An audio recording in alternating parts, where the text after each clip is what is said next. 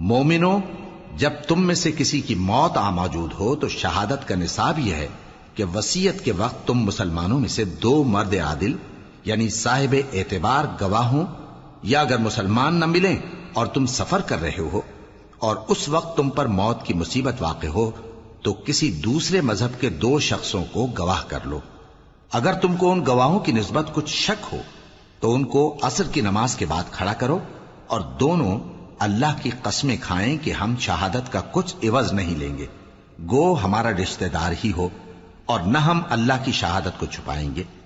اگر ایسا کریں گے تو گناہ گار ہوں گے۔ پھر اگر معلوم ہو جائے کہ ان دونوں نے جھوٹ بول کر گناہ حاصل کیا تو جن لوگوں کا انہوں نے حق مارنا چاہا تھا ان میں سے ان کی جگہ اور 2 آدمی کھڑے ہوں جو میت سے قرابت قریبہ رکھتے ہوں،